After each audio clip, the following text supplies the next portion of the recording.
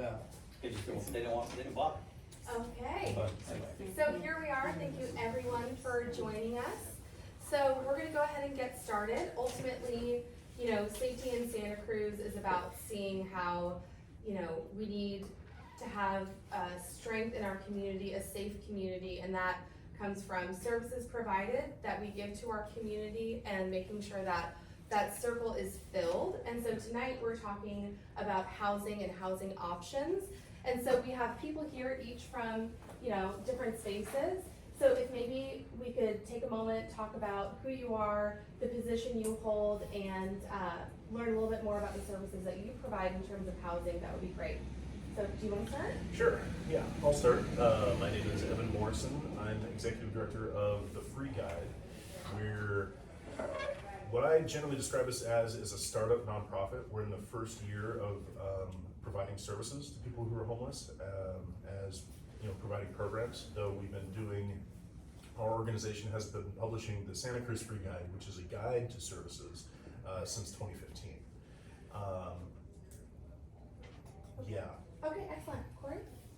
I'm Cory Mosley. I am the, I have a lot of titles, sorry. So I am the development specialist. I am the program manager of the severe weather shelters. I'm the housing coordinator of the RV Safe Parking program, and I am the community relations manager for our organization. The Free Guide.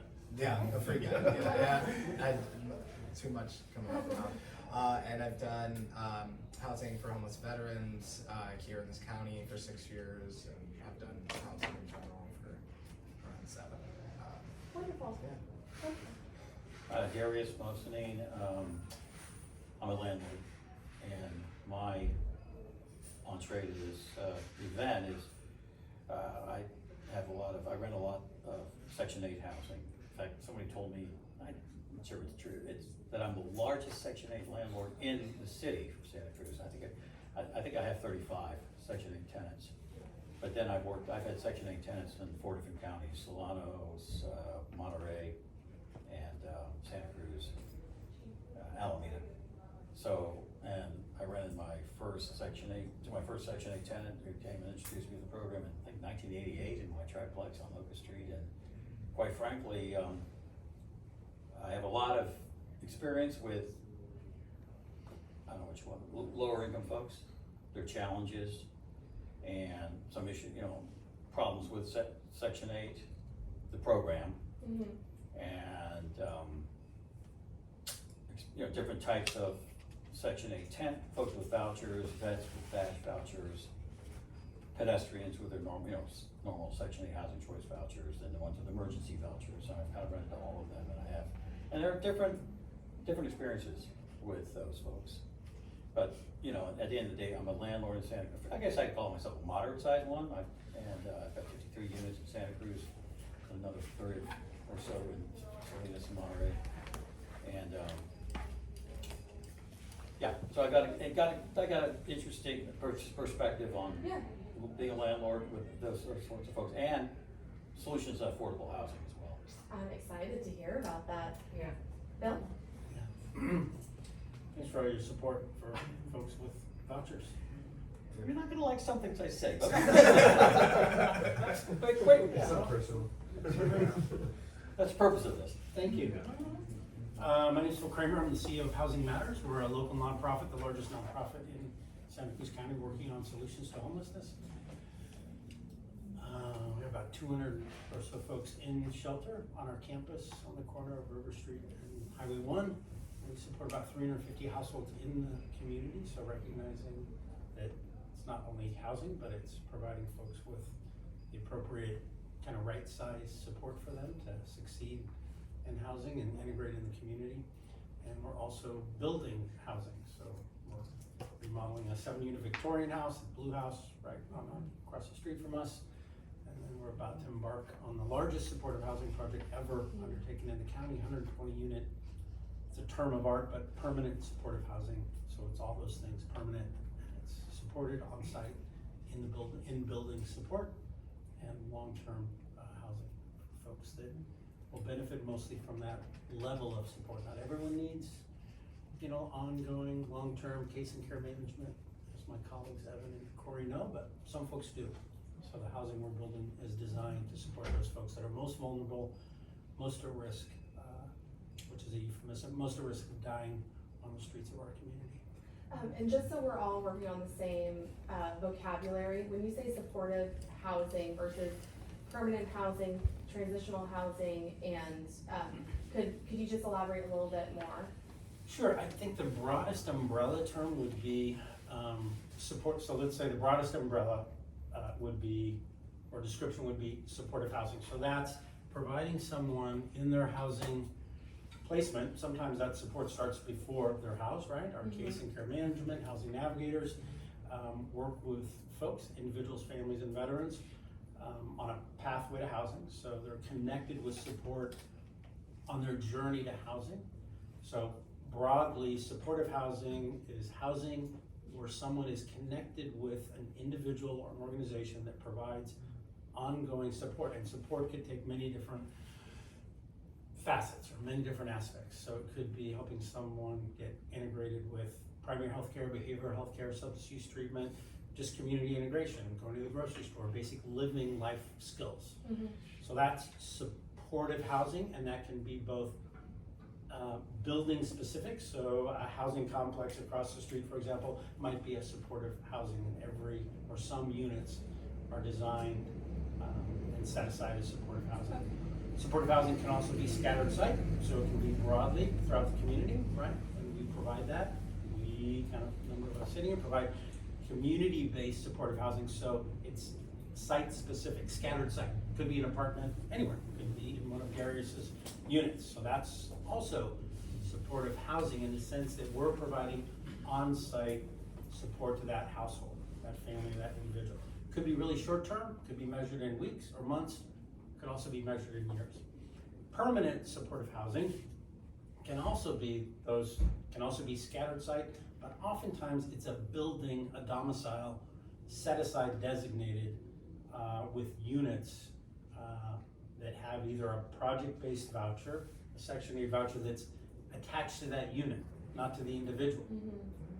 Right? So project-based Section 8, or we're using the term, we're using housing choice voucher.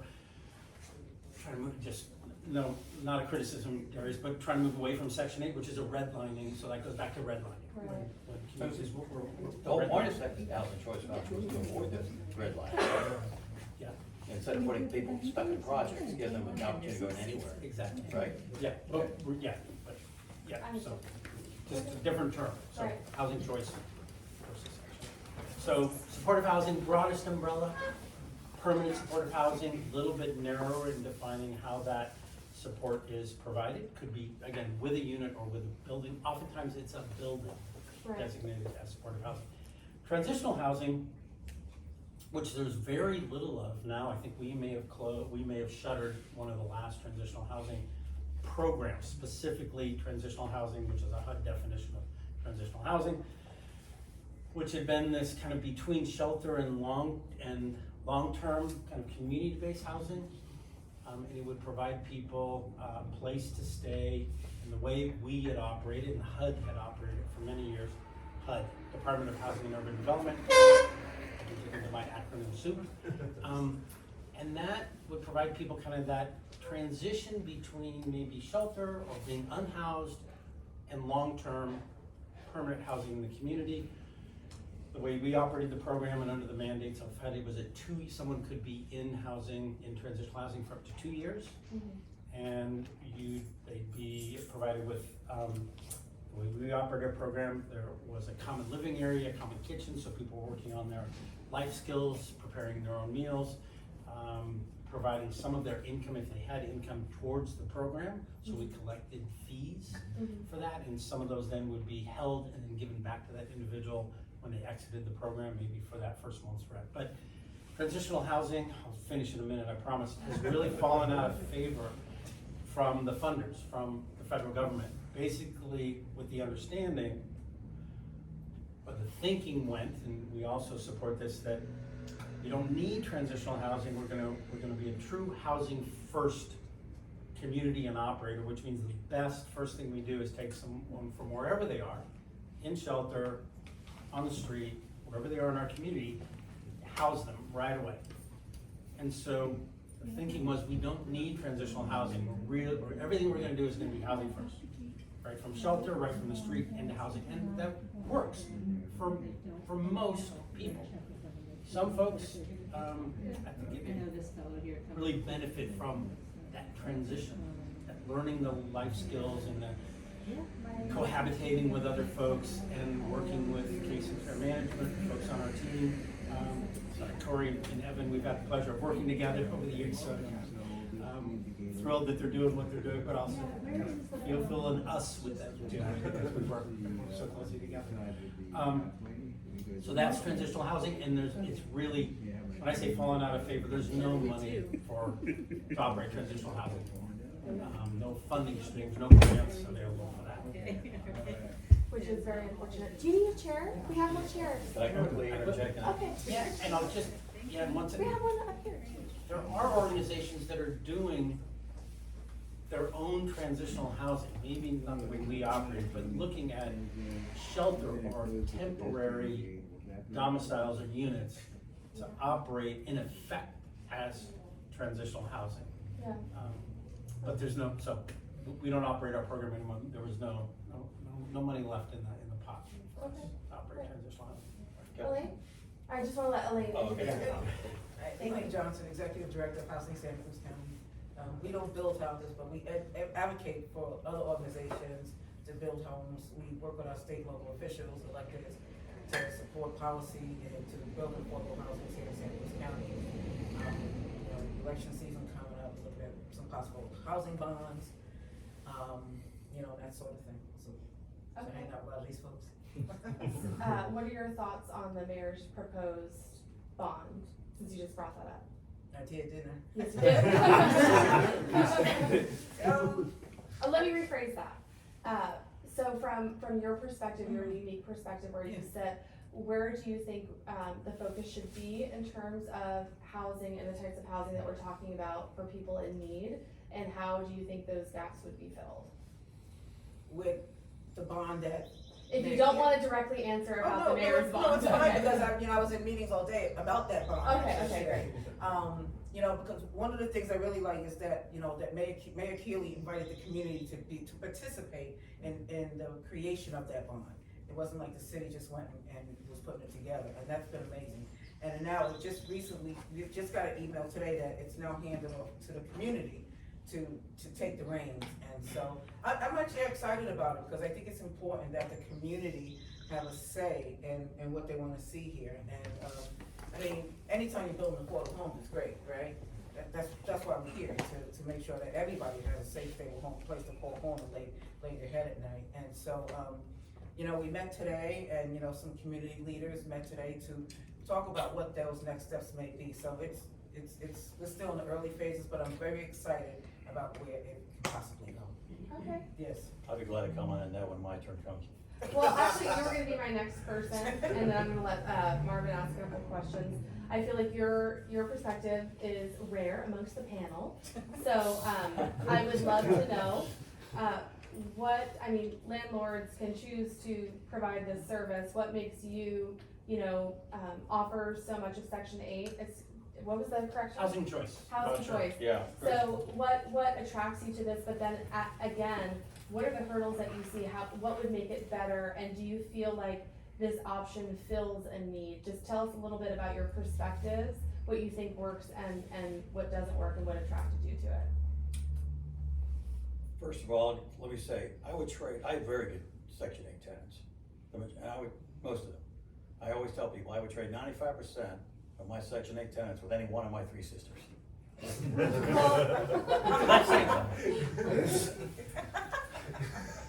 No, but look, first of all, from a pure business model, landlord perspective, and by the way, 10 years ago, I think, I developed this briefing, because it's like they're having problems, the housing authority having problems finding landlords to take vouchers, and so there's 2 issues. Landlords taking vouchers, trying to recruit them, and then there's also tenants, Section 8 voucher holders, how do you go about finding one?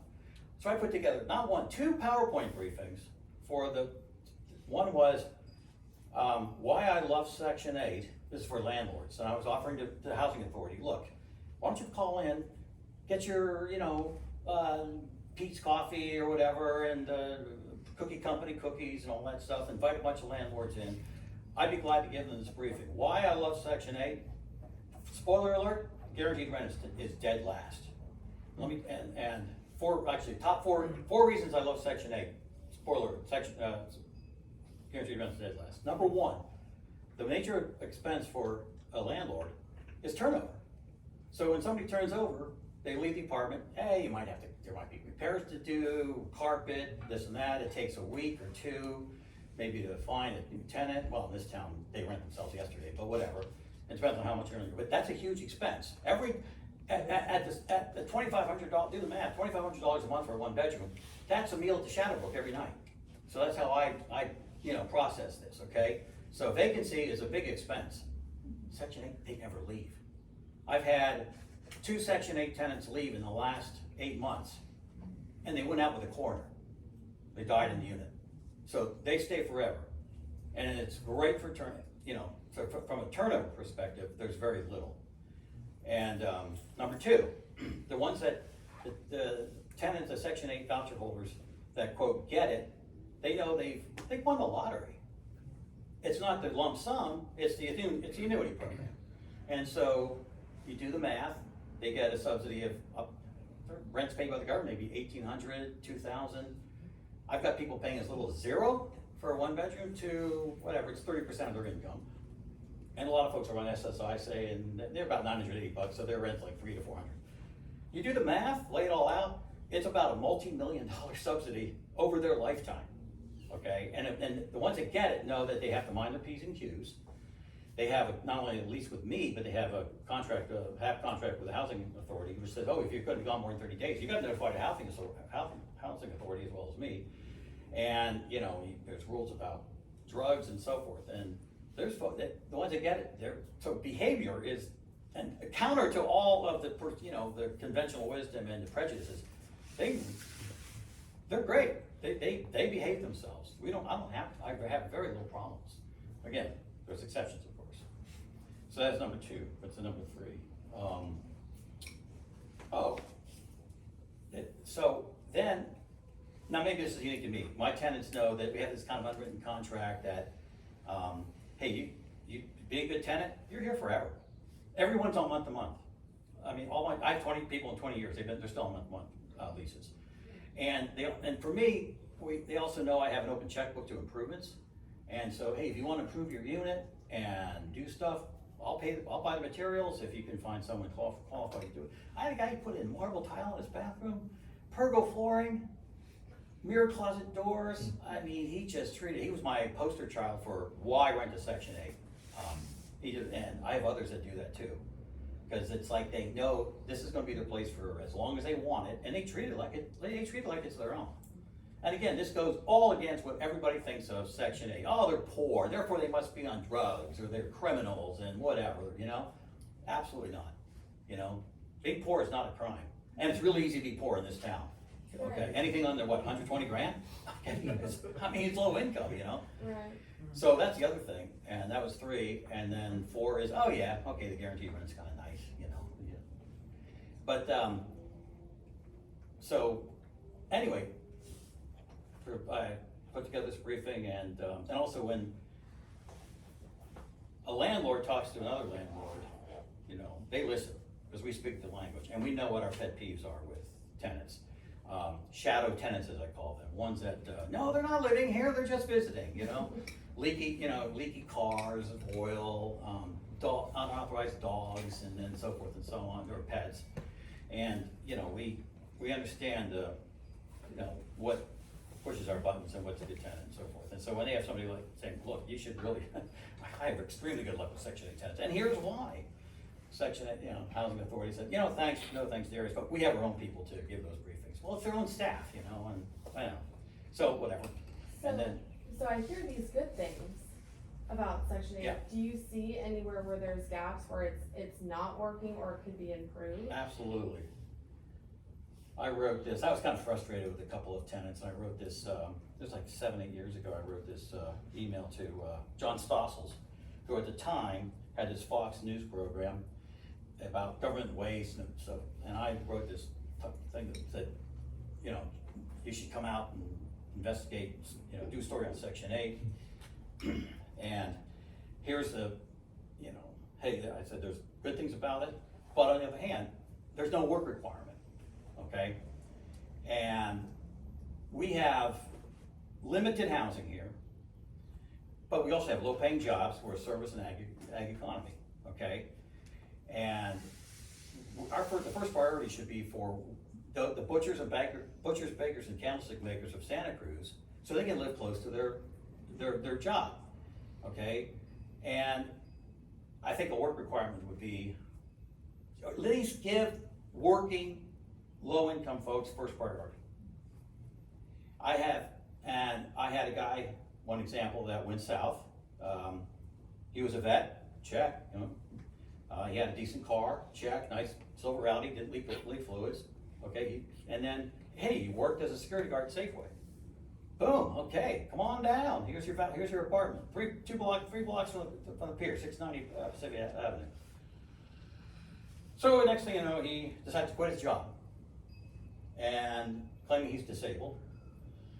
And single man in his 30s, 40s, and 50s with nothing to do, that's a recipe for disaster. So next thing you know, he gets on meth, and then the guy downstairs, actually the guy who built the marble floors, marble tile, that guy, he's never complained in years, and when he calls and says, Darius, what's going on with this guy upstairs? It sounds like he's building a boat in there. Well, he was building a stripper pole in his living room.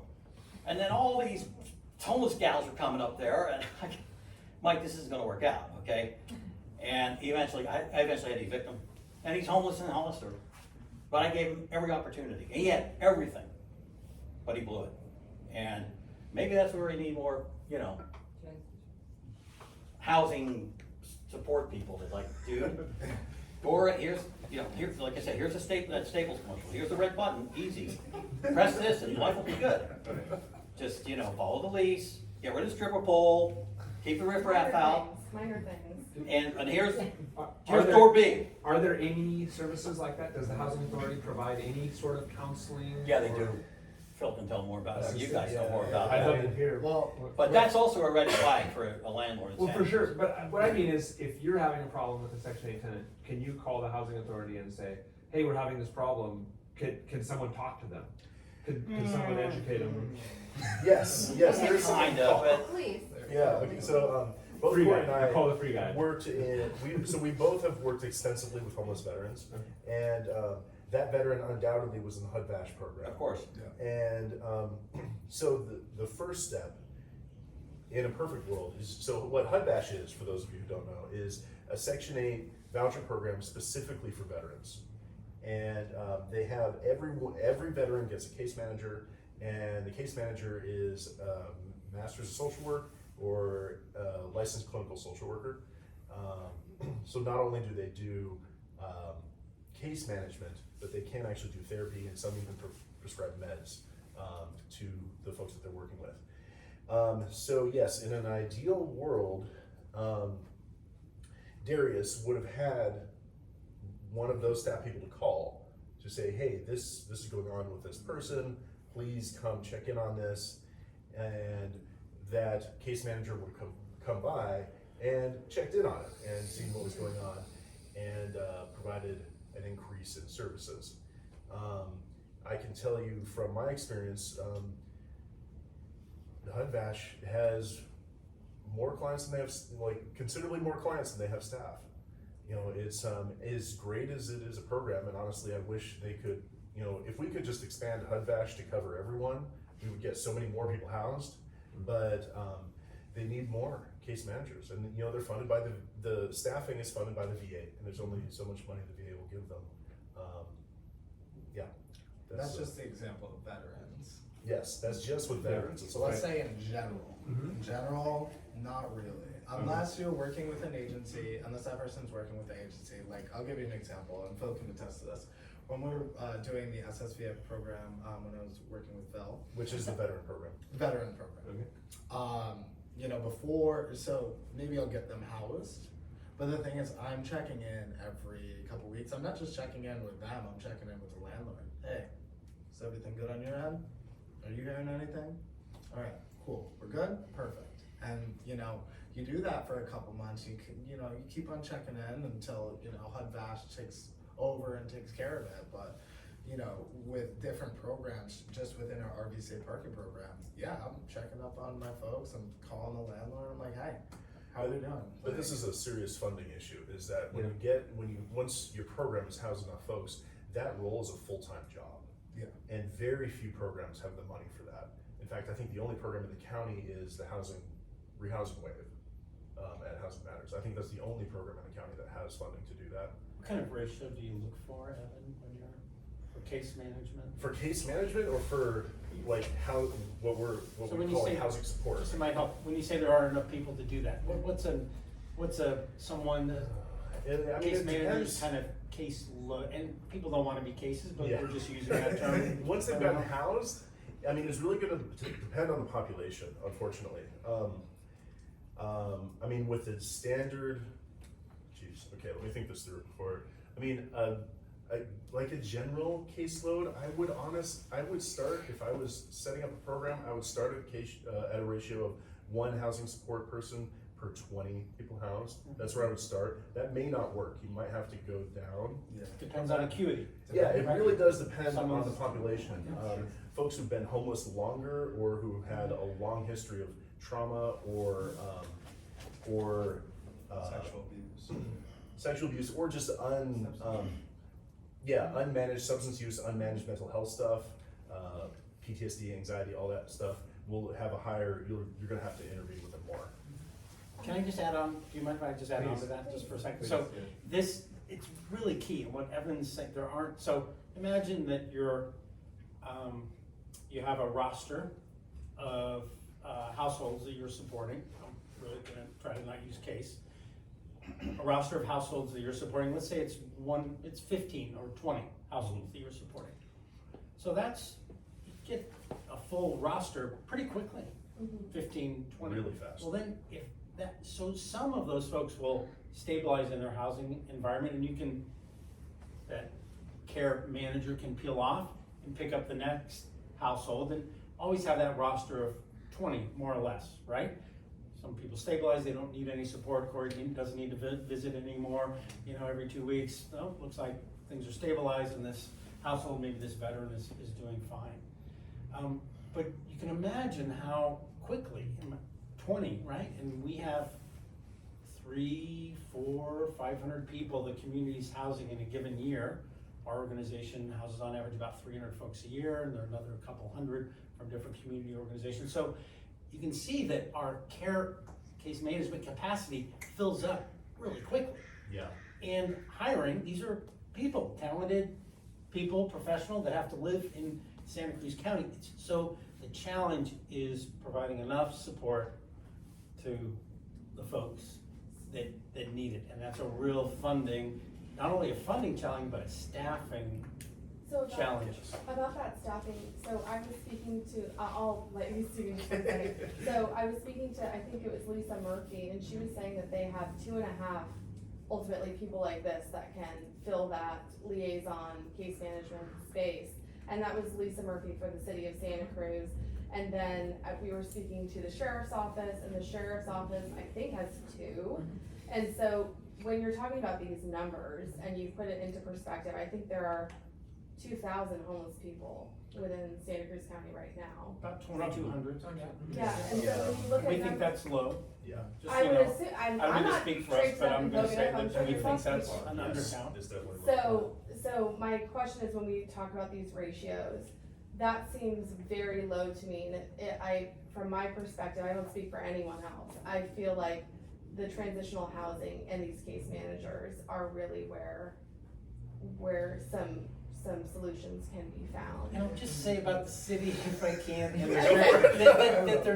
that isn't the primary, the city really contracts with, and so does the county. So they may have their own case or care managers, but it might be relatively small, but they're not in I can say it, they're not in the business of providing case and care management. So they may have a couple, 2 or 3 outreach workers that are supporting folks, but just, I know that's a really small number, but that's not their primary Sure. objective, that's not Yeah, it's not really what they do, They is need to providing run, they support need to services. run the city. Yeah, they're hiring usually, so the county might contract with us Yeah. or with the free guide to provide those services. And we have a big team. We've got 30 or so folks in our supportive services team. Case managers, housing navigators, supportive service personnel. So we have a relatively big team, but again, on that 1 team member to 20 ratio, we're full all the time, right? All the time. Yes. So- Overfull. So yes, and we oftentimes stretch that ratio, burn out team members, right? And, okay, can you just take on one more Yeah. household? So, but I won't get into the details of the reality of doing this work is not only really challenging from a funding standpoint, but really challenging from a staff retention standpoint as well. And, yeah, I'm sorry, I cut you off. Yeah, I was just gonna say, if you're gonna separate housing, like housing support as its own role, and we're housing 400 people a year, that's 20 housing support specialists. That's a full-time job for 20 housing support specialists. I believe we have 3 housing support specialists in this county right now. If we were to house all homeless folks in this county, I was just doing the math if you saw me on my phone. So if we assume that there's 2,200 homeless folks, that's 110 housing support specialists. Like, we're orders of magnitude behind where we need to be to Okay. really do this. And adding on to that topic, let's talk about, we were talking earlier about the next 5 years and the available housing units that are coming up with affordable housing. I'm curious if we know, and Elaine, I said this question to you as well, if we know the need for affordable housing, how many people are waiting for affordable housing versus what we have in the pipeline and what is available, where those gaps are. And Elaine, if you wanna start off, and anybody else that wants to chime in. Well, I'm actually in conversation with the county right now, specifically Housing for Health with Robert Ratner. We're gonna be looking at, actually next week, a demo, to have to answer every single one of those questions. They're looking at creating a portal where a person who's unhoused don't have to go to 6 different places or 8 different places to try to figure those things out, that we create one central location in Santa Cruz, and I have the demo next week. Because right now, no, I don't think anybody can honestly answer that question. Nobody that I've asked has answered it. Because you can't, and because, I mean, you can throw out numbers, but I don't wanna just throw out numbers. Yeah. Right? What we do know is we need more affordable homes here in this community. That we do know. And creating this portal will do just that, as I said. It will help us know who's on track, what's being built, what's still in conversation, what's got kiboshed, so that everybody's informed, so that everybody can make informed decisions. But I don't think any one person can say there's 3,000 people that are waiting for this units on Capitola Road, because you just don't know, this many people's on the waiting list, that sort of thing. It's tricky, but it's a lot. Is the county working on this portal? Or We're who is looking into it, myself, my organization and the county. your organization in the county? Yeah, Okay. specifically the Housing for Health unit that got created during the pandemic. Okay. But frankly, the city is the forefront of new units. The county is not doing that much. I mean, what's happening in the county is not much, other than the Dientes and Park Avenue that I know of. But the city is pretty far, I mean, you go to the city website on what's the development, it's pretty impressive. Yes. There's sure. a lot there. Mhm. There's no comparison, and there's nothing in the county for that. Yeah, and. Which is troublesome, and I'm on the Housing Advisory Commission for the county, and that's something that's like, well, let's put this out there and ask for transparency, but whatever. And before I move on, Cory, did you wanna add something? Yeah, so when I think about 5 years from now, and we actually do the whole scope of it, and obviously throwing around numbers isn't gonna do anything, because, what if we hit a recession?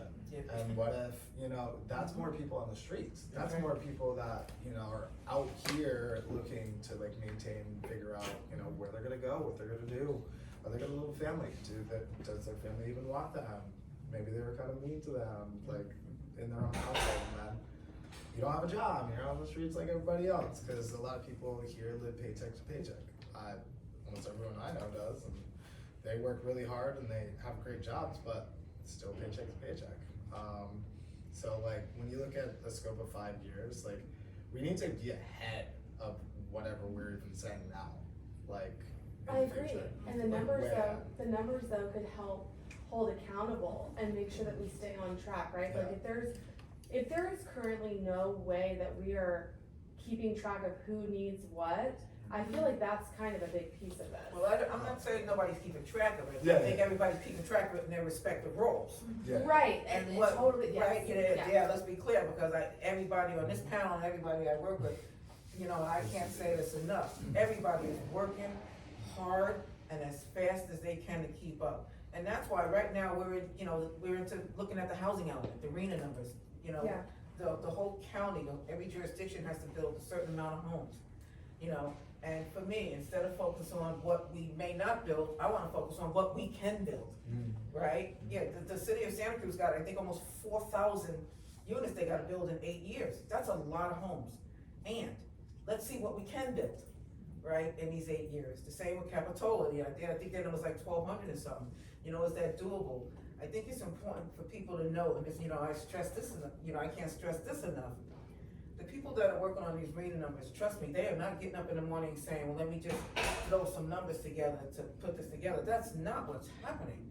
You know, I get the opportunity to work side by side with some of these jurisdictions, and everybody is doing the very best they can. Because if they don't, the state's gonna come in again and say, okay, y'all can't do this, we'll do it for you. And so, nobody wants that to happen, because that's happened. Yeah. Right, that's happened, but everybody in their respective roles, you know, if Jenny Panetta was sitting here, she could tell you, I mean, from the housing authority standpoint, she can throw out some numbers, I mean, she's doing amazing work. And her wait list, Her and wait how list? many units, and Yeah. how long the wait list has been Yes. closed, and she, you know, Yeah, as Elaine is saying, a number of us have a pretty good idea yeah, of what the unmet need is. yes, I think what's difficult about this conversation is we're talking about housing. Yeah.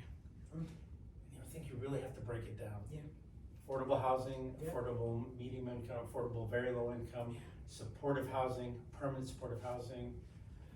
So it needs, I think, to really understand the issue and understand the need is really to understand the type of housing that we need to build for that respective household, that low-income family, that farm worker, that disabled veteran, that person that has co-occurring disorder, diagnosed mental illness and substance use issues that need support, that may not be able to work. So yes. I think that's, and I'm not gonna suggest that I can or we could in any type of speed be able to break all it, but I think that would be the North Star, is really identifying by population, by household type, what are the needs? And is there work on, other than permanent supportive housing through the housing authority? Like that's, you know, we call it Section 8 or what is it, the better? Permanent supportive housing is whole different. Permanent It's different animal. Housing choice vouchers. Housing choice vouchers, but what about the other things that we're talking about? You work directly, Cory, with the safe RV parking. Yeah, the safe and parking. And I also shelter work at the- alongside housing authority, like I've Okay. worked Yeah. pretty much, they know me when I call every time, I'm like, oh, hi, how are you? But they're doing?" very different, right? I mean, they're very different needs, and some people were going to be able to put into an apartment with everyone else, and they're gonna be able to go to the store and do what they need to do, and as long as you're helping them pay their rent, they can do that. But others need very different It's kind of like things, the and what do we 33, offer? 33 breakdown, kind of Okay. like, there's maybe 33% right here, that's like, everything's good, we're good. We just I can need do we just need A some little assistance bit to of them. a little bit of assistance, we're good to go. And it's mostly financial in Yeah. that regard, okay? Yeah, and then maybe there's that middle of the road folks, you know, they're kind of teetering, but you know, if you just add more support and, you know, throw a bit more money, then Right. these other folks. And maybe 2 to 20 caseworkers, or I mean, I'm thinking that you must have a sliding scale, right? The ones who are in an apartment and making it work, you could have 1 caseworker for every 100 of those, whereas there's going to be some that need a caseworker per 3 They're gonna people. need more of your time. Yeah. There's always gonna be people that need way more of your time. And how is that divided, or who is taking care of the other side of that too? I mean, it sounds like you guys, and I know you guys have a supportive, I mean, that is what you do, but is that something that the county needs to be more involved with, or? But I think there's other organizations that's involved in it. Anybody that's getting services, you know, it can even be somebody who just got out of jail or prison and they're under the care of probation. Probation helps them get services and get housing. Okay. So everybody has a hand in it. You know, even before they reach Phil or these other gentlemen, you know, there's other people that have a hand in it. So there are programs for people who have higher levels of need, and they're incredibly impacted. I'm trying to remember what it's called. It's administered out of HPHP.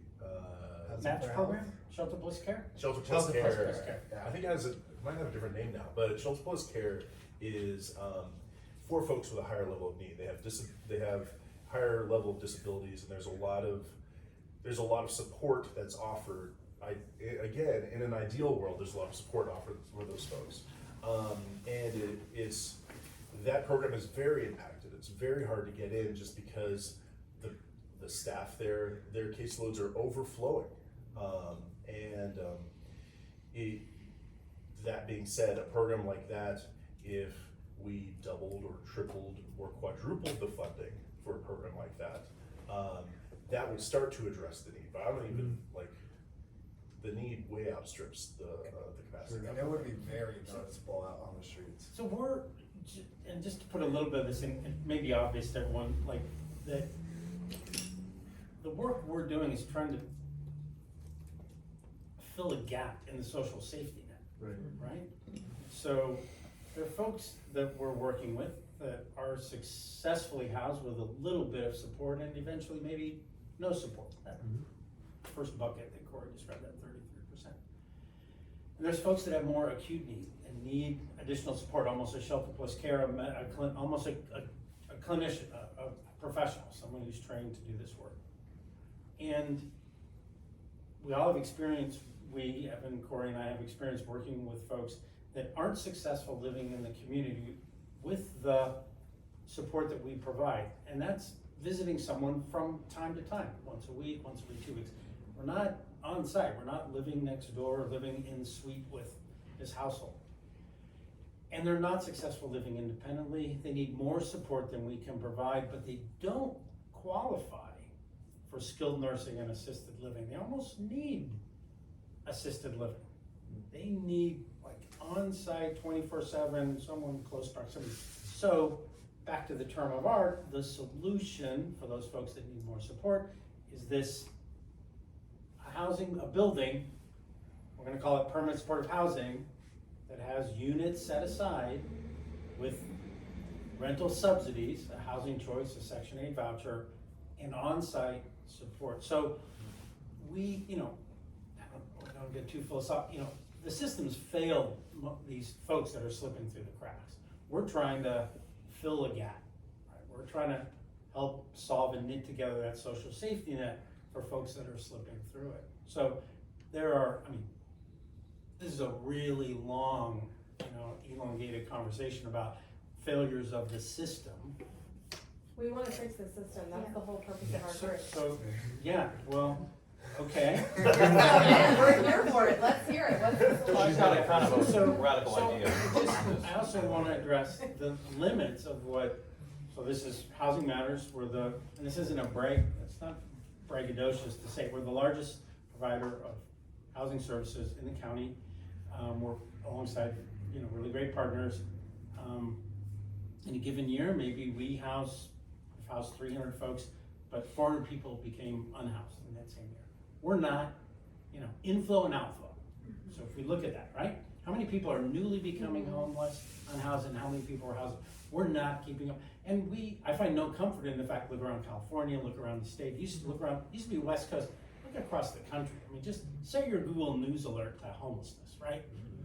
This is a national, international issue, right? So our output, I don't really hate to put it in economic terms, but the number of people we can house in a given year, a given period of time, is less than the number of people, it's stated in the obvious, that are unhoused and newly becoming homeless, right? Two questions. So, and let me just, I'll finish that, I'm missing the point I'm trying to make, which is, our organization is doing really good work, but we're just taking one little piece of trying to solve the social safety net, right? Trying to knit that, fill that gap.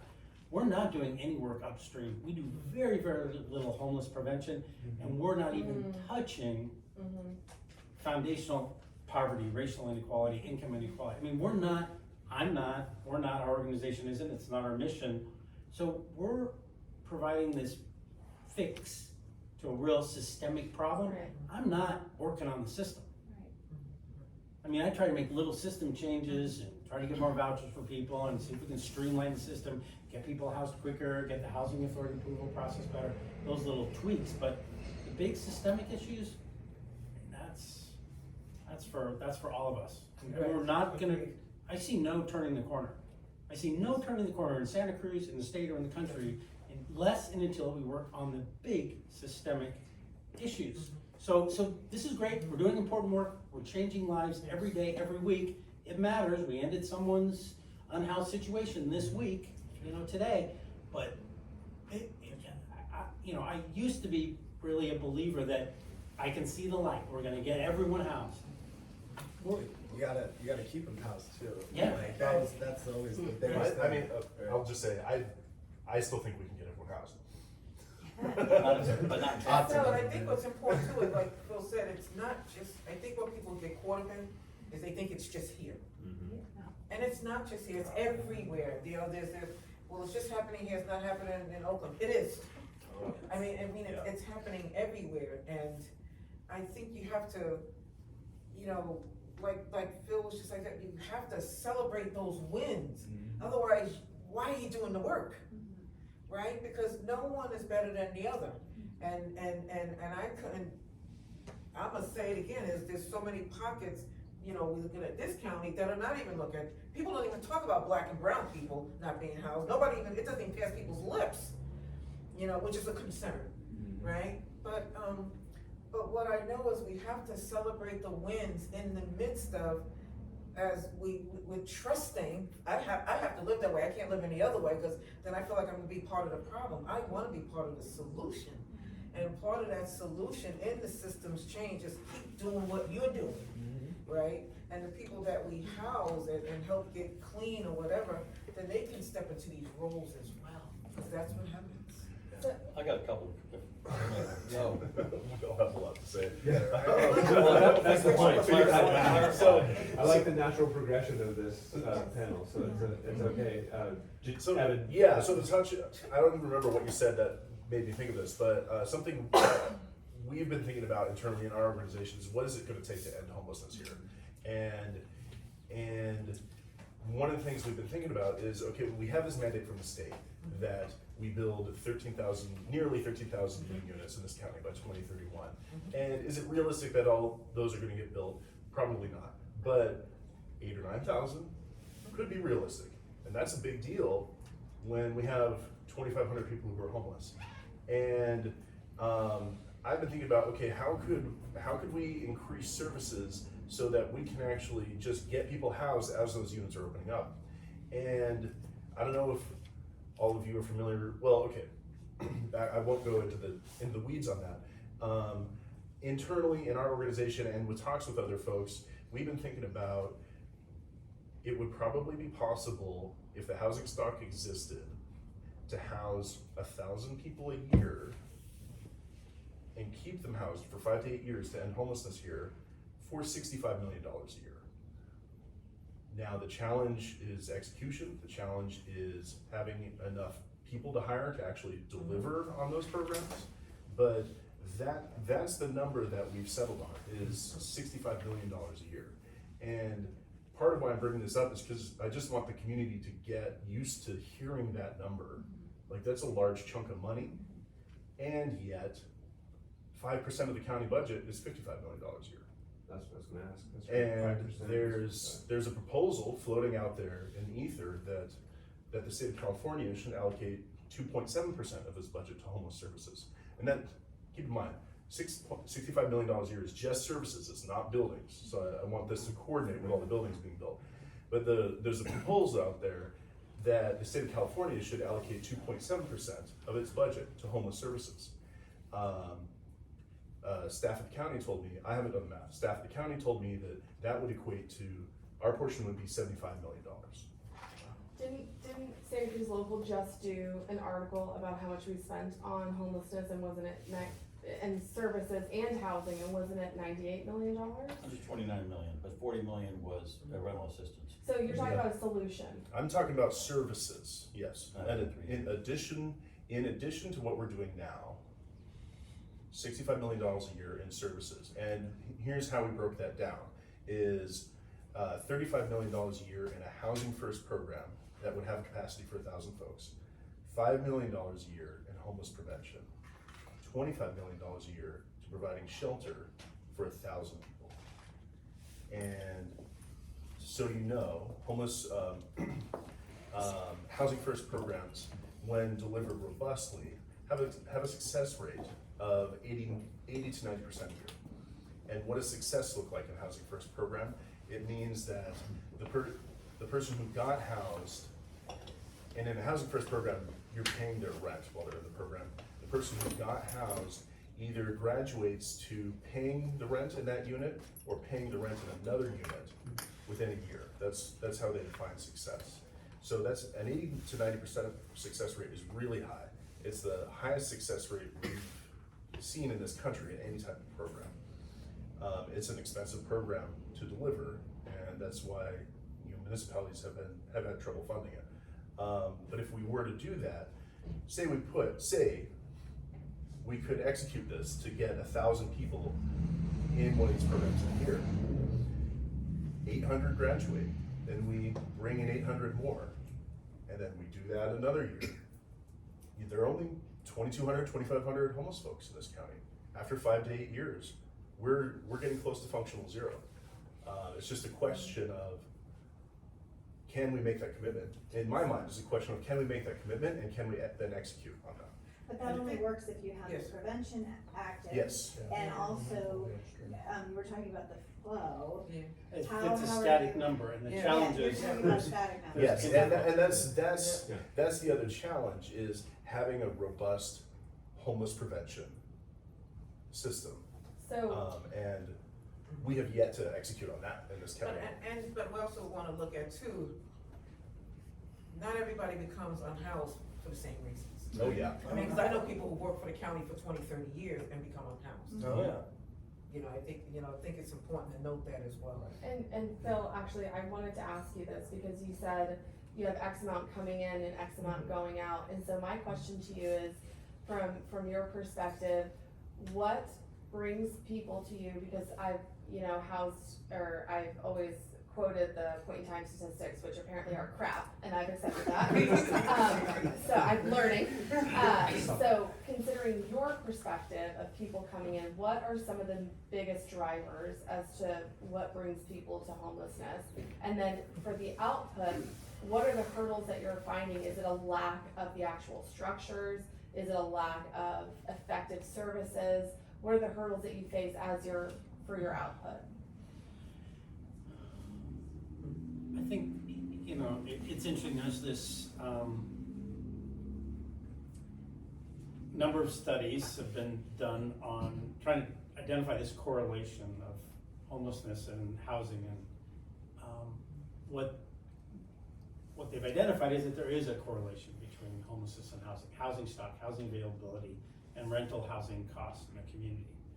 And as communities that have scarce housing inventory, housing supply, and high rental rates, you see increases in homelessness. So there's a real, almost a parallel side-by-side track of high increasing rental rates and homelessness. So the number one, I think, predictive data point and factor in the community that could be used to predict homelessness, it's rental cost and housing availability. So housing stock and cost of housing. So it's really interesting. There was this, I don't know if it was Memphis, Tennessee, some place, maybe it's Memphis, a very high rate of poverty. Like one of the highest rates of poverty in the country, and apologies to Memphis if it's not Memphis. But they identified a community that had a very high, like the highest level of poverty, rate of poverty in the country, but a very low rate of unhoused, of people experiencing homelessness. And they looked at that market, and it was because there was availability of affordable, just gonna use that really broadly, affordable rental housing. Counter that with California, Bay Area, West Coast, right? Incredible high rates of people experiencing homelessness in a community, so per capita percentage of people homeless in a community. Correlating with that with a very high rental rate. So cost and availability of housing is the number one predictor of inflow to homelessness.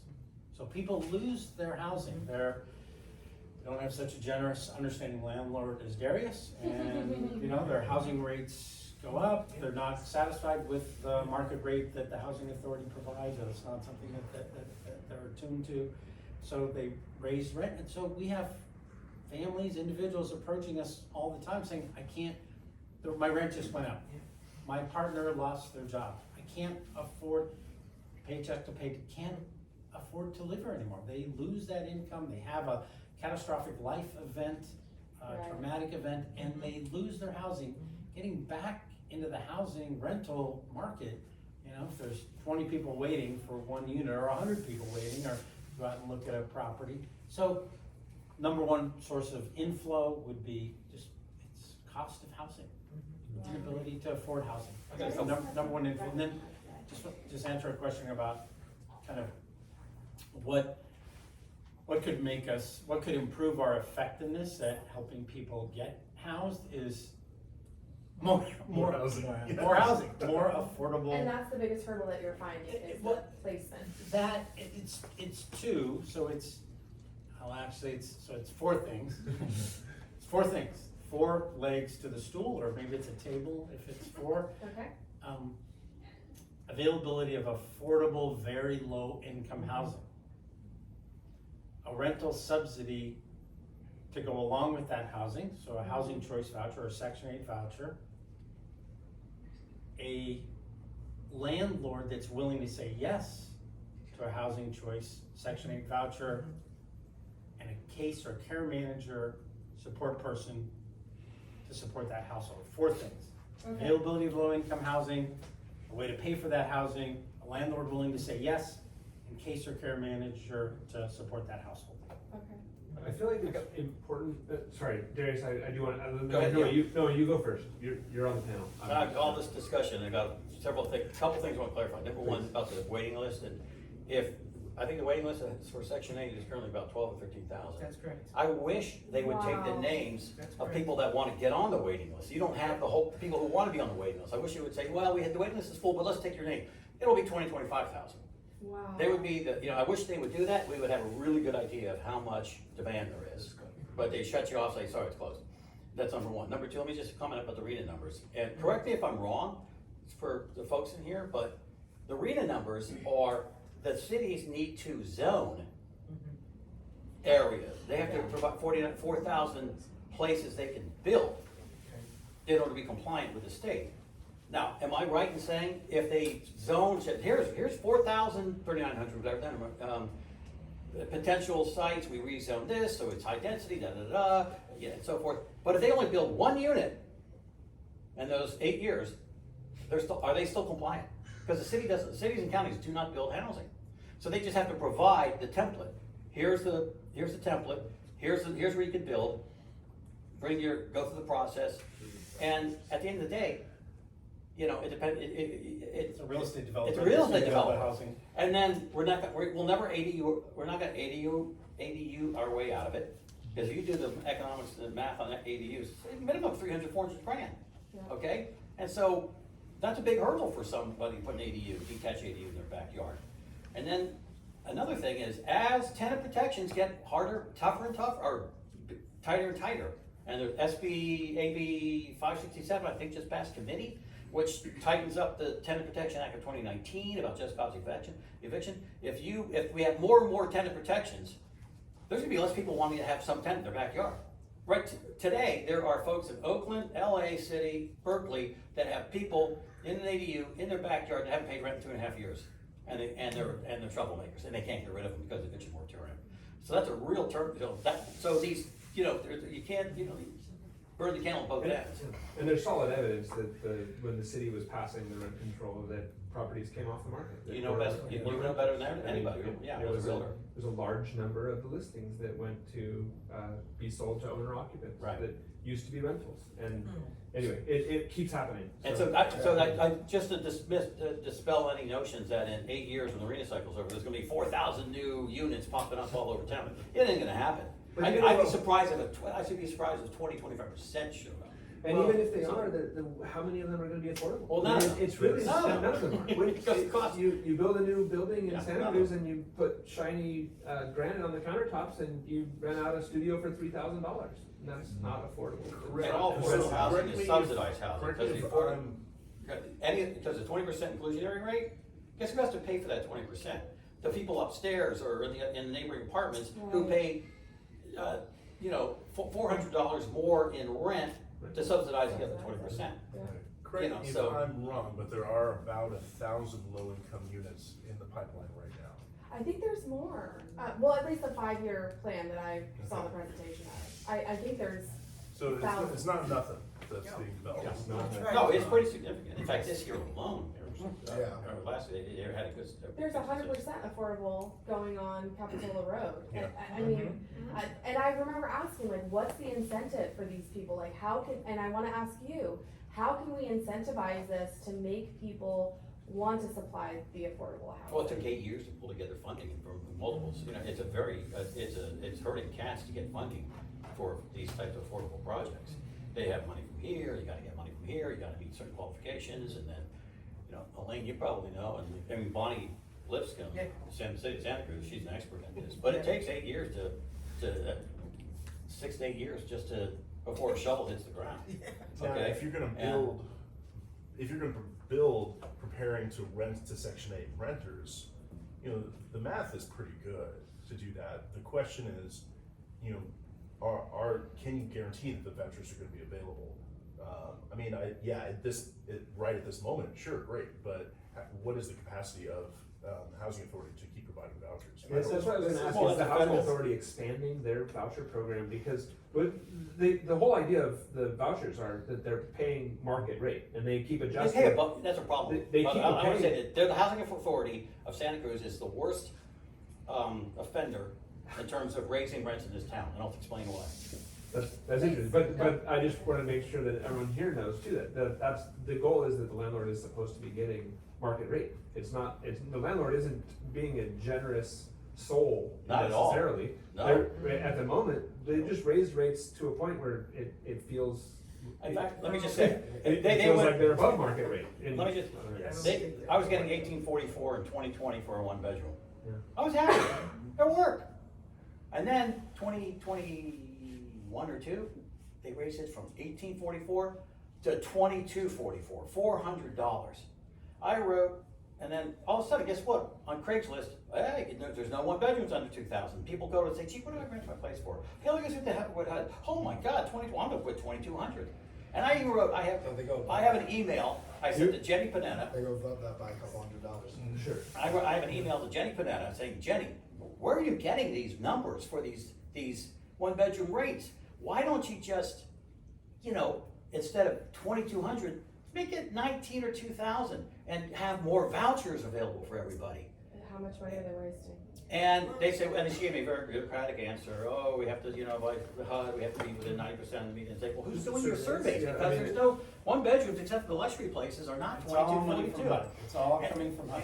And And so- they're trying to allocate it as best they Yes, can, big Right. and they actually have rental rates Yes. based on, I thought this was very smart, based on communities. So there's a rental rate for Santa Cruz, for Correct. South County, so they, different they're trying to numbers, spread yeah. that money, the finite amount of money that they get from HUD, from the federal government, and spread it as best they can and keep the market rates, sounds like that. I think they're too high. Okay, So I think. And now it's Corey, 2,500. I'm so sorry, go It's ahead, okay. Corey. So, to be honest, housing is a business.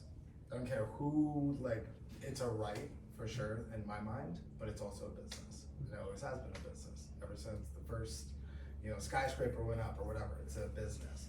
The best way to, actually make this work is giving incentives to business owners. So we're talking about developers, people, but utilizing the system. Obviously our housing system's broken, that's easy, but it's manipulating it so that it's helping everyone out. And I think it really does start with figuring out, because developers, they make hand over fist money pretty easily.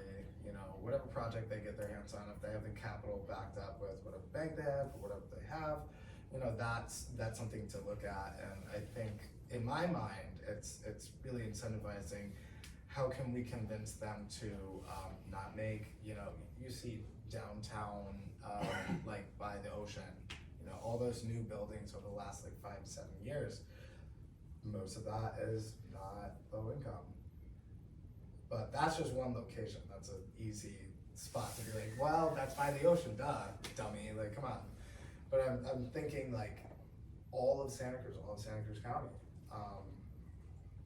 how can we better actually create a system that could incentivize for them, but also incentivize for them to do more low income units, because that's where I see you can make a lot of strides.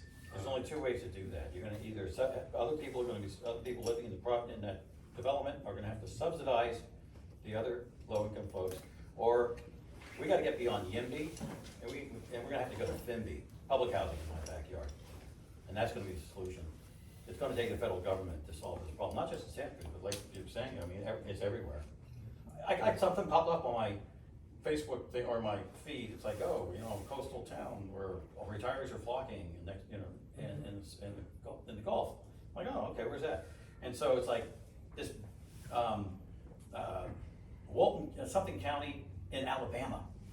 And I'm going, and so it happens to be the county right next to the Pensacola and the Panhandle. So I go on Zillow. I'm expecting to see, oh wow, $400,000 oceanfront condos and towns in this, in southern Alabama.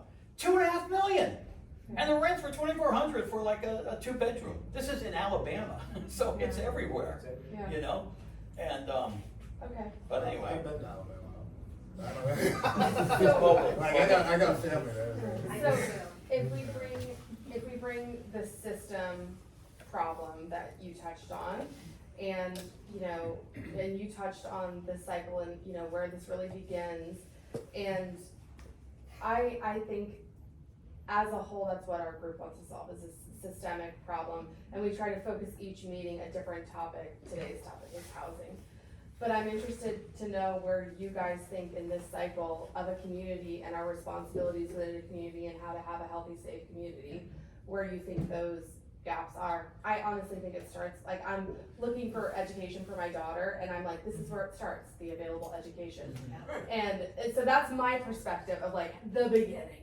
And I'm just curious where everyone else's perspective is, and honestly, how you see our particular homeless problem being solved.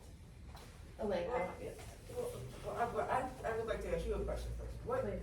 What is the intent of your organization? We have no organization. We call ourselves Safety in Santa Cruz. We're a ragtag team. So. What's your intent? Because to me, everything's about intent and impact. Right. Right. And So Marvin and I started this. So Yeah. Oh, you? I'm here looking at everything, I love, you know, we Gavin Newsom or somebody. That's the New York in me. So I actually wrote it out, can I? Yeah, that'd be great.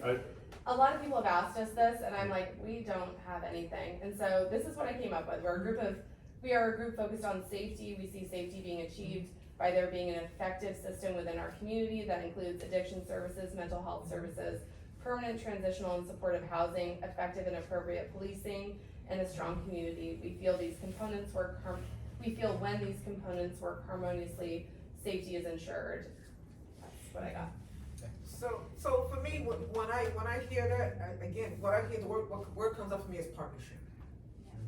You know, because you're talking about law enforcement, you're talking about county, you're talking about mayors, you're talking about, you know, the work field and people, I mean, you're just talking about every person in this community. Yeah. So I would ask yourself, how can you partner with them? You know, for right now, for a minute, I'm gonna put on my NAACP. I'm the president of the NAACP in Santa Cruz. And if there's one thing, the reason why I accepted the election was because I'm a true believer in partnership. I'm born and raised in New York City in the Bronx. Housing projects that everybody thinks is a bad thing. It's not a bad thing. Trust me, it's not a bad thing. I had a great upbringing. You know, we did all kinds of stuff. And what I learned early on was about relationships. That's right. Without the relationships, you got nothing. That's right. You got nothing. And, you know, it's, when you was talking about your child, establish relationships with teachers, right? Be of support at the County Office of Education, right? See how you can be of service in that location. You know, there are people who have concerns with law enforcement. You know, the law is part of my love as well. You know, before here I worked at the district attorney's office. You know, and I tell people are like, oh my God, DA's office. And I'm like, oh my God, what's wrong with the DA's office? You know, I created a program that diverted people from the criminal justice system. You know, I encourage people all the time, those areas where you think something may be quote unquote wrong or off, hang out with them for a week. You know what they have back in the day, they had, not my day, but where you got to bring your kid to school, right? I think people should shadow people so they can really see what people actually do. Because I tell you, if county, city, it doesn't matter. I believe, and this is how I choose to live, that everybody's doing the very best they can. I don't think people are working 10, 15, 20 hours a day to not try to make this community better. I don't believe that. I think law enforcement, I think they have a hard job. My good friend just became a cop. You know, there are people that work at the county that I think are amazing. They're working on housing, they're working on, probation, do the work that they do, where people, get arrested, coming out of the system who need homes, right? You're talking about how can I build a relationship with Santa Cruz County? That's what I'm hearing. And my role these last 20 years when I landed here is that's exactly what I continue to do. Because otherwise it's the us's and the them's. The us's and the them's don't move the needle. I can tell you right now, the needle does not move. It becomes the us's and the them's. We just completed Affordable Housing Month in Santa Cruz, our organization. And I flew in a woman from back east, Dr. T, and I met her, I got introduced to her 2 months into my job, and her focus was on changing the narrative. And it's the narratives that keep things stuck, that creates these barriers. I mean, they just do. I don't believe that everybody is trying to hurt, harm, or injure anyone. I don't believe that. I know whether it's Elaine, as Elaine living in this county, Elaine as the president of NAACP, or Elaine as the executive director. I'm not gonna treat you any different. I can't do that. Because if you, like I tell people, if you truly wanna support people that you are stepping over in the street, then put your guard down and put the barriers down and let's work together. Because otherwise, it's just another meeting. And that's the real, and I bring that with my own personal experience growing up in New York City. We made a way out of no way all the time. Why? Because we came together as a community. That housing project that people thought, when people hear I'm in a housing project, they think it's such a bad thing. I don't know where to get these narratives from. I But lived in one we too. had, huh? I lived in one too. And They still got my mother's back. I mean, I don't gotta worry about mommy, because my peeps still, you see what I'm saying? And that's what I pray for here in Santa Cruz. This place is so small, and it's got so many problems. And it don't need to. But you know what, at the end of the day, it all comes down to money. I mean, Problems problems are solved only by money in this But country. I wanna say something, because I've been wondering who you were. Cause okay, I'm not gonna lie, when I pulled down the street, I said, there's that guy again. There's that guy. I come to every meeting, you know. I noticed that. Yeah, I'm always There's that guy again. I think I should know him. And I was so pleased to hear what you were saying as a landlord. I was pleased. Yeah, but there's okay. Hold on, let me finish. Because, you know, Jenny Panetta is a good friend of mine. Mhm. And this is something that we wanted to, like, you would be the perfect candidate to have conversations, dialogues, not even with other landlords. Because what you said is what I don't hear. What I hear is they don't want them there because they're too dark. They're gonna bring gangs. They're gonna do this. They're gonna bring roaches. All these narratives, that's not the truth. Not at all. But you don't hear that. They didn't give me a platform to do it. What I I'm gonna would offer say, my PowerPoint presentation. what I would suggest, take this gold mine right here and create something from it. You know, create a circle where you invite in landlords and let them hear from him that it's okay to rent to others, even if they don't look like you. I don't think it's It's part of it. Latino. Trust me, I think it is it's part of Really? it. Oh, yeah. You- Oh, yeah. You should see my diversity. I love building. You know what? I've got Not everybody- interracial. I've got a Kabbalah rabbi. I've got a transgender guy. Okay. Yeah, We I got mean, it, we got it. maybe I'm on the bench. Well, you're an outlier. Maybe you're an outlier. Right, don't do that. Yeah, you're Because, right. trust me, But man, you're forcing us to put labels on But people. I feel like that's a whole other conversation. Oh, no, ain't no labels there. What I'm saying is, don't take away this win. I Right, think and I you agree have with something you. here. I agree with you, and that's why I'm saying, like, what was the incentive for you? And you gave us Yes. 4 answers. You gave us 4 answers. And you know, you mentioned me and Marvin are realtors, and a big thing that we're hearing too is the purchase prices are too high for a good return on a rental. Oh, no investors buy a single family home. That's another myth. Right. No investor buys a single family home to rent. It Right, doesn't happen in Santa Cruz. right. Okay, I mean, you do the math. It's on- hard if you're good with You numbers. do the math on rate of return, and you can, yeah, it's maybe 0.5%, okay? So that's another myth. Oh, and no hedge funds that you hear about that are buying up homes, they're never gonna touch that. They're not buying them here. Never. And the only homes that are gonna be sold are gonna be the tech folks that are over the hill, and that's the only ones that can afford it. And Well, so, yeah. I was gonna have everybody go down the line Yeah, about the good. answers, and we went down a rabbit hole here. I loved the rabbit hole. I was there for it. So Bill, do you want to touch on, what's gonna solve homelessness and the cycle upon which we find ourselves in a failed system? I mean, it's really a both and answer, right?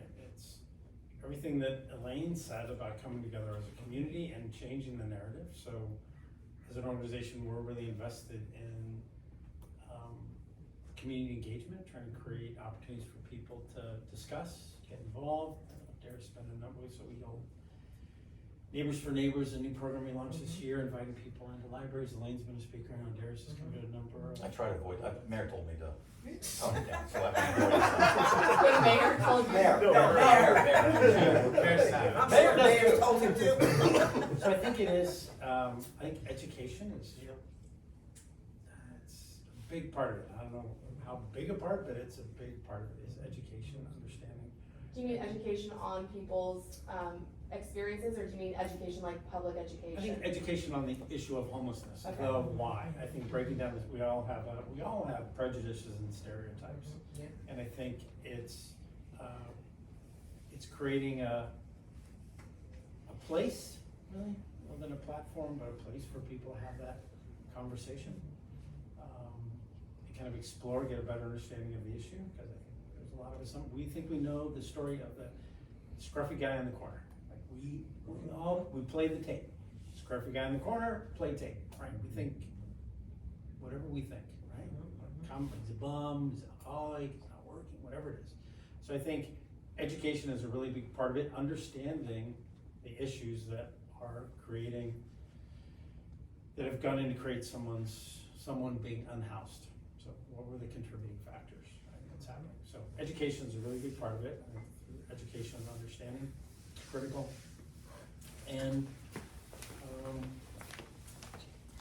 becoming, and through that involvement, becoming an ally. Be someone who says yes to that project that's coming to your neighborhood, or says yes to the affordable housing bond. Yeah. So I think those are, I think, two of the biggest issues. And then it's the blocking and tackling on creating the inventory of housing that we need: affordable, very low income housing, supportive housing, very affordable low income housing, permanent supportive housing, and funding streams that support it. So you can build something one time.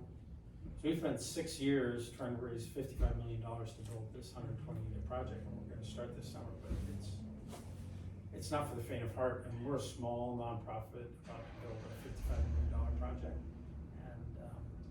And I should have the next 2 or 3 in the pipeline, and I don't. You know, but we need that. So building our way out of this is really going to be hard. But we Yeah. need to do that. Especially with the building that is being proposed right now. I mean, a lot of, we're talking about this building, well, we need to supply more affordable housing. Well, we're supplying very little more affordable housing. We are putting a few more houses on the market, but we have an influx of people, we'll just blame it on them, tech workers that make a bunch of money and wanna live here. And so when we build housing, it gets gobbled up by people that they can afford to pay. And so then the open market takes it, and So many this- different this income whole- levels, we're competing for the same one-bedroom apartment. So this whole discussion is I mean, it's so important to appeal to the people who cannot afford it, and however we subsidize that, if it's if it's the government having to buy more of the buildings or develop them themselves, because you were talking about, developers are making money, and it's true, but developers have a really hard time making money in Santa Cruz. There aren't very many of them that actually can do it, and it's usually because of grants and things, and they're the only ones supplying the housing. But if there's a better way, I would love to know what it is. I would love to know if we built a building that had 300 units and they were all affordable, if that could be a functional plan, because instead we're doing 20%. So it's this tiny little dent in your problem. Every big building that's built puts a little dent in your problem. Like, it seems almost like we're just, like, I don't know. You're chipping away at it, but we're not keeping up with the need. Not even- And so I have donors Yeah. who's been donating me, like, I think you're failing miserably. More people, I'm not gonna donate to you anymore. Yeah. You're not, I see Yeah. more people on the street. I don't believe you, Phil, when you say you housed 300 people last year, Yeah, because I don't see it. And I get the community doesn't see it. sure. Because for every 300 we've helped house, and to Elaine's point, we have to celebrate every person that Right. we've housed and supported, but there's more people to take their place. So the community doesn't believe that it's working. Yeah. They start, and why I think education is so important is that opportunity for deeper engagement. One reason why we really have a volunteer program at all isn't that I need another set of hands to do a thing. It's that volunteer has a personal experience with someone who's unhoused and takes that conversation to their network. It's not, I need a volunteer to answer the phones, I need a volunteer. No, I don't need that.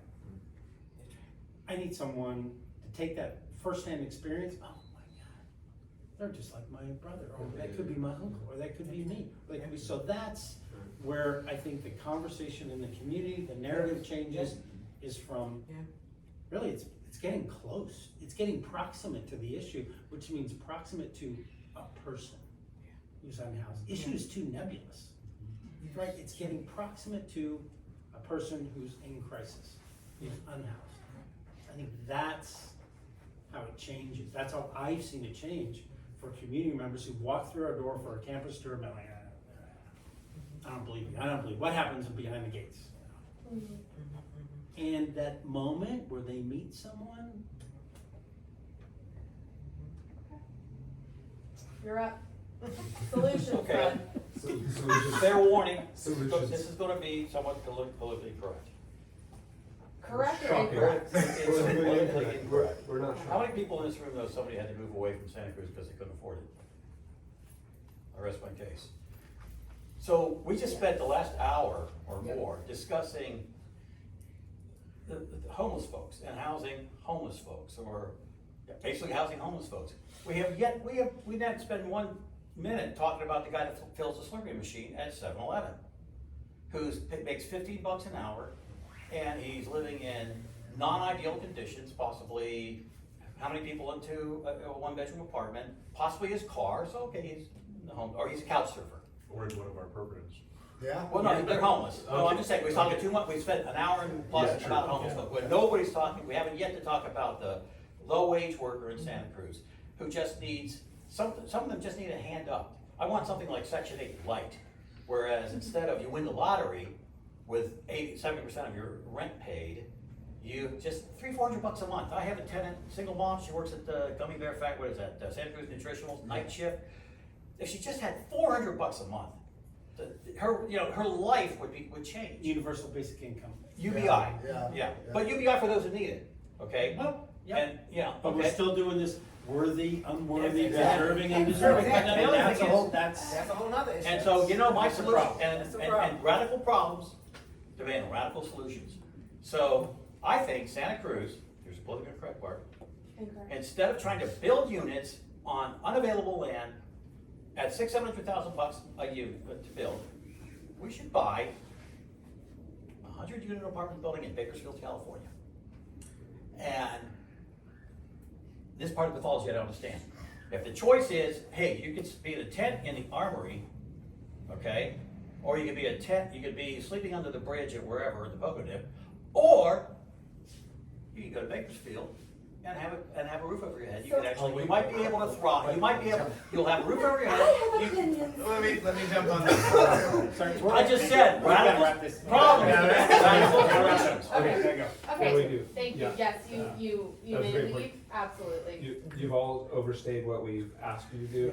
I'd love to hear your guys' opinions if we can do it succinctly. Darius, thank you for yours. And then Phil, real quick, before you leave, it sounds like you might be more anxiously, but is there a chance to have, is there like a scheduled tour of your facility, or is there a way that this group could arrange something that Yes. we could get Yes behind the to both. gate? I came behind the gate with you a year and a half ago, I don't know, maybe it was 3 years ago, I can't keep track. But it changed the way I felt about your program, it changed the way I felt about the whole situation. Before that, I had come back from Costco and driven by, and that was my impression of your facility, right? And as soon as you get behind the gate, it's not that anymore, and even now, you drive from Costco, it's not that anymore. But I would love to, maybe we can send Sure. out a note and we'll try to arrange something. So I wanted to, Yep, before great. you Happy leave, to. I wanted to hit that with everyone here. And then if you guys could succinctly give your take on the solution, because I know it's a simple solution, no problem, take you 5 minutes and it's all done. Well, what I was gonna say, to your point real quick, is I'm already making a comprehensive list of all the housing authorities that are open and closed throughout all of California. Because in my opinion, it's not all just one, it's a multifaceted solution. And for some people, they do wanna leave. And I wanna give them the opportunity to be on a wait list, get a Section 8 voucher, in another county, and be able to live their lives, because no one wants to live on the streets. You know, I registered the domain name gogosection8.com just for that purpose. Yeah. And you just go and survey all the housing authorities and entities, all the country. Because it's a federal program, it's Yeah. portable anywhere. Yeah. You can go to St. George, Utah, which is a really nice place. But my goal for this project that I'm working on right now is to make sure that every nonprofit has this list, and that it's literally current every month. So Great. That's interesting, fascinating, I love it, okay. Yeah. Thank you. Absolutely. Yeah. I think that's a. And that's just one. Yeah, of I'm course, making it but, quick, yeah. but that's what we're hoping for. Everyone kind of gave, what's their highlight of the conversation and. Okay, I have 3 points, I'm gonna try to make it quick. One, just programmatically, what we found in RV safe parking is that, folks who had a lot to get through to get ready to get housed, like the people with vouchers we house relatively quick, people who have more to overcome, after they settled and got comfortable in the program and they weren't dealing with all the stuff that was coming at them while being on the street, suddenly moving away made sense to them. But when they were on the street, it did not make sense. They didn't really have the mental bandwidth to consider that. And that's something I want to add to this conversation, is that it really takes feeling like you're stable to start being able to make those decisions. So that's the thing. Second is, I mean, I gave kind of my pitch for what I think it could take to end homelessness here. And that may or may not work, but it's a framework to start with. And I think as a community, if we start to build a framework to start with what it could take, we can make a big difference here. Like, I don't think it's unrealistic to eliminate 80 to 90% of homelessness in this county in 8 to 10 years. But we have to actually make a plan to do that.